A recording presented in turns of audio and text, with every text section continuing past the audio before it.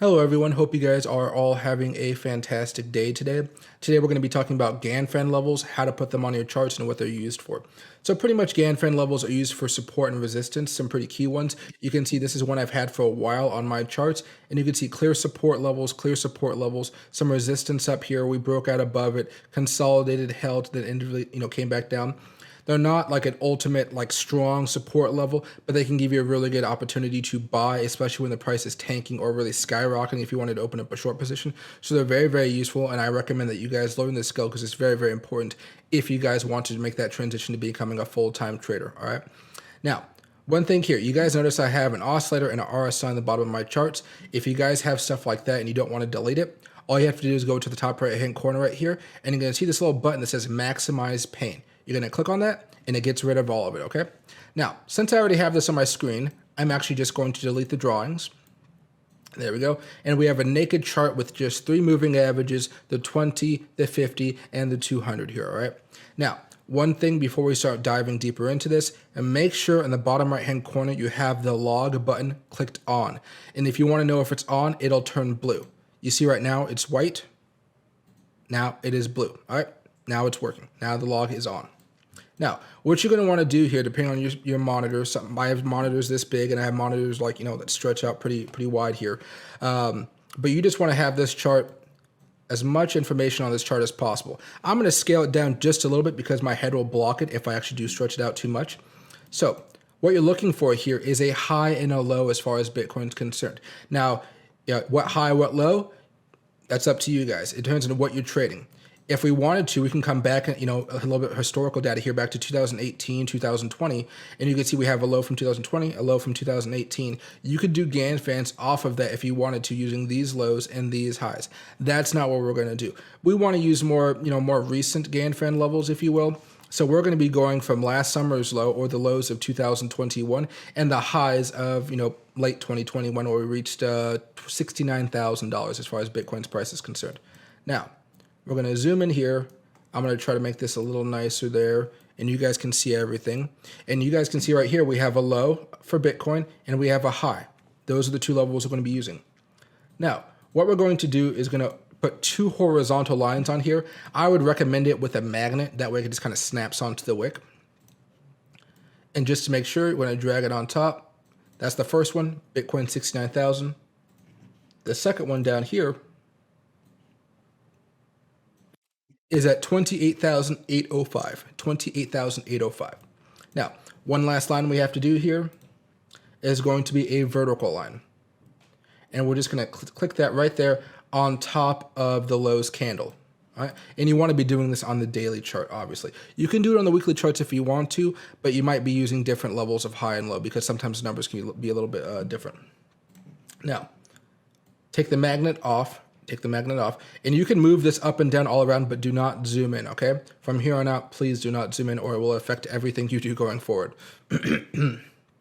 Now, we're gonna go over here to the lines tab, and we're gonna go to trend angle, all right? That's gonna be open a trend angle line. And we're gonna start off here in the top corner right here, right there, where the vertical line and the horizontal line for the all-time highs, where that intersects. And then from here, you're gonna drag the line out. Don't worry about where it is. Don't worry about the angle for now. You're going to click on the settings button, right? If you see this right here, this little tab, see if I can drag it here. You're going to click on the little gear icon, and you're going to make sure it says 69,000. Now this says 69,007.71. We don't want that. We want 69,000. And you're going to see the angle. We don't want it to be negative 15. We want it to be negative 45. So we're coming down negative 45 here. And you see how drastic that angle was? And you can already see a 45-degree angle from that. See how there's a little bit of support there? 1 and 2. You're starting to see signs already. Now, we're going to do this one more time here, but coming down right here from the other point. So let's make this a 45-degree angle. We're not going to worry about it right now, but 45. And then we want it to be, if you guys ever wonder what this number is, the reason you do the horizontal line is because if you come over here to the side where the price is at, you'll see it in orange. So 28,805. 28,805. All right. You click OK, and then boom, another 45-degree angle. Now, you can move it from left to right if you want to, but you really don't have to here. Now, there's just one thing I'm going to tell you guys here as well. You're going to click on both of these 45-degree angles, and you're going to lock them so you don't accidentally move them while you're doing stuff. You always want to have these locked because there are times where you just accidentally do something, you don't know it, and you slide it a little bit and it messes up everything. It's just a little tidbit to help you guys out in the future.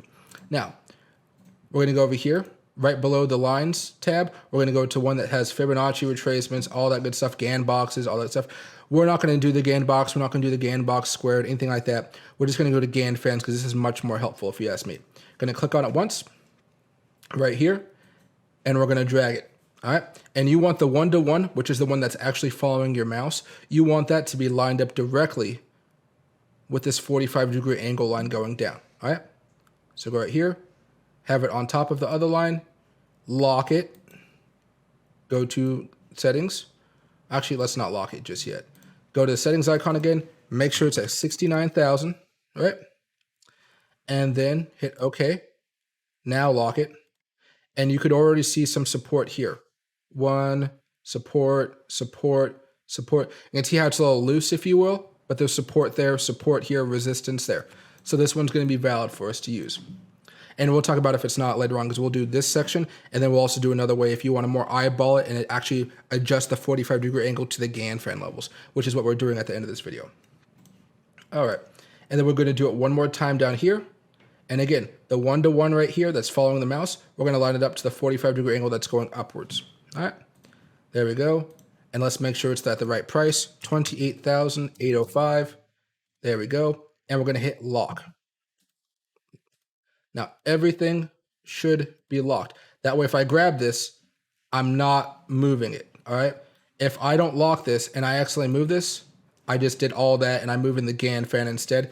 And that's not something you ever want to see happen because sometimes it just happens so subtly that you really just can't tell and it messes up your numbers going forward. Now, after you have this in here, now you can zoom in. Now you can take a look and peek in here and see what you can find. And you can see how reliable these levels have been, right? And you can draw these Gann Fans as soon as you have a high, because you're always going to have a low, right? But as soon as you have that high, you can put them in here. A lot of people probably had their own Gann Fans from right here because they thought this might be the all-time high for Bitcoin. We went up a little bit more, so they had to adjust it, right? But you can see we had some nice support here. Could have been a good buying attempt. What I like to do is I try to use it on the first time it taps. It's a little bit more reliable. Doesn't always work out, but a lot of times it can help out. We had some consolidation around these two levels, some resistance up here, consolidation as we held support, tried to hold support, broke down, and so forth, right? So again, these are not going to tell you exactly when to buy and sell, but if there's a good level of support right here, and then we're also at the Gann Fan levels, oh boy, look at that. I mean, you could definitely use this to make some good money here, as well as your other tools. Now that this works out, you can save this as one of your charts. You can put it into one of the multiple charts that you guys have on your screen, right? Because sometimes you just want to look at the Gann Fans and you don't want to look at anything else because it can definitely get cluttered, very, very cluttered if you had Fibonacci levels and something like that on top of this as well, right? Now that you've done this, you're fine. You could even go to different time frames and see how it's been, moving on different time frames right here. So this is the hour chart. You see how we actually held up for just a little bit here, and once we broke out, if you guys wanted to do a little bit of a day trade, let's say you're using the standard 10x leverage. If you bought right here on the breakout, came up to resistance and didn't play it above the resistance, you could have made what 10x leverage times 4, 40% for about 6 hours. Right, that's pretty good. And you see as the breakdown happened, you could have done the same thing coming back down here, as well as noticing there was some other key information here as far as Fibonacci levels and stuff like that. It's a great, great tool, and you don't just have to look at the daily chart, the hours, the 5, anything. You can see how much it's being used here, right? And it's a very, very useful tool. Now, let's say that, it didn't turn out the way you wanted it to for whatever reason. Things aren't just matching up, and the standard way just isn't working out. And sometimes that happens, right? So I'm going to remove all the drawings again. And what we're going to do is we're going to start off with the same exact way here. Horizontal line with a magnet. We're going to go for the lows first, then the high.